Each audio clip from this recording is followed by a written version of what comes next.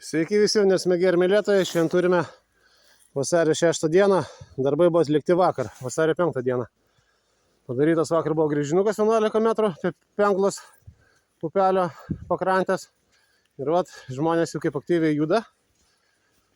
Įvadas jau daromas yra, jau prakastas į namą. Šulinės žiedus jau leidžia. Ja, čia tokia vieta, kad čia neprivažiuot. Čia vat, vakar atvažiavom su priekaba su džipu. Čia reikėjo visą įrangą neštis iki šito grįžimo taško. Penglos upelis, bendras gręžinio gilis gavosi lygiai 11 metrų, vanduo labai geras kokybės, be geležies, be nieko. Va tai va, vieno šulinio žiedas įleistas, dabar tai va pajungiau laikinai. Tai šiandien, sakė vyras, dugną įsibetonuos, po to dar vieną žiedą ant viršaus uždės. Čia prasidaužys įvadų į namą 25 diametro vamzdį ir pasiklos tiesiai į namą. Dėl to, kad čia gaunasi šlaitas, toksai nemažas, kažkur tai apie 7 metrus iki upelio lygio.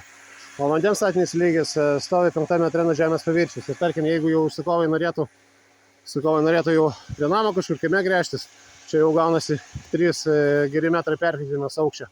Jau vandens statinis lygis būtų per giliai ir hidroforas nepatrauktų vandens. Tai vat, nupirkau siurblį, automatiką, viską pajungiam, vanduo bėga, pilnai prasivalęs.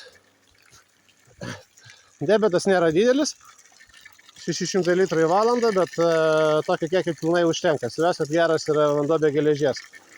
Ir sakė, rytoj važiuos į depą, nusipirks vertikalį 200 litrų talpą ir pasistatys namie. Tai va, siurblys automatika čia jau visada žiemos, o automatika atsijunginės tada, kada užsipildys talpa 200 litrų name.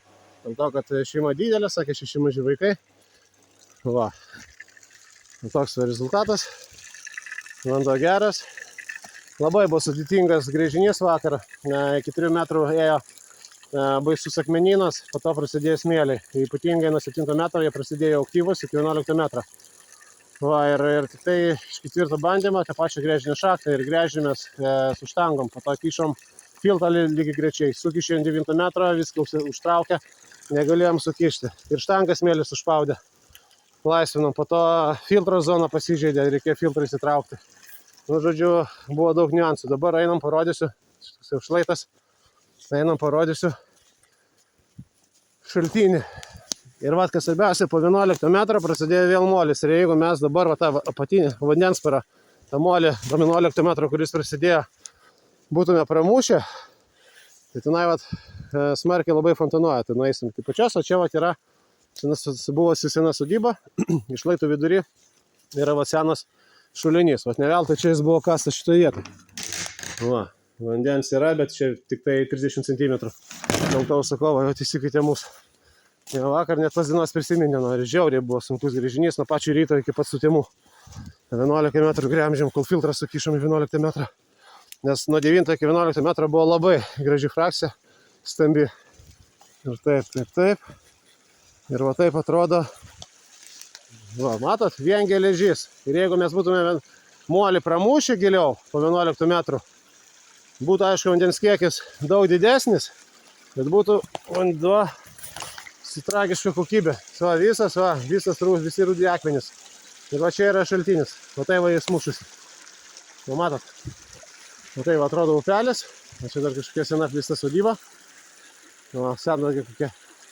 Jo, jeigu tenai tam krante gręžtumėm, tai perkėlimas nedidelis visai, tai čia būtų ir grįžinys negilus. Ir va, ir iš tos pusės, matot, eina irgi šaltinis. Va, čia stovi, net geležies tą kvapą jaučiu. Va, kaip pavyzdys, ant kiek va, tas vandeningas smėlis mušasi iš apačios. Va, pagalį visą kišu ir lenda tą vandeningą smėlį, matot. Va, čia, tarkim, filtrą sukištum metrinį, tai galėtum su hidroforą pumpuoti, bet ačiū labai toli ir čia jau gaunasi aukštas šlaitas. Ja, 7 metrai kažkur perkėtimas. Iki upelio lygio nuo mūsų grįžimo taško, tai mes dar esam 4 metrais po upeliu. Tai jeigu upelis kažkiek tai ir pradžiūtų, grįžinys tikrai neišdžius. Va, tokia labai įdomi tokia vieta. Ja, bet toks kiekis žiaurus fontanuoja. Tai va, gali būt, nes čia raudono zonos skaitosi, gali būt, kad pramuštume tą molį tenai ant kalno viršui, kur gręžiam. Tai būtų toksai fontanas tik tai viršui. Tai va to mums tikrai nereikia. Kaip aukštadverį. Prie Verknės upės 80 kubų į valandą pradėjo fontanuoti. 15 metrų fontanas, kai šovė į viršų. Pas geologus 11 metrų prasigręžus. Tai va tokiuose zonose geriau čia nerizikuoti. Iki putinės vandensparos ir viskas. Va. Nu tai ką tada, visiems geros dienos ir gero vandens, iki.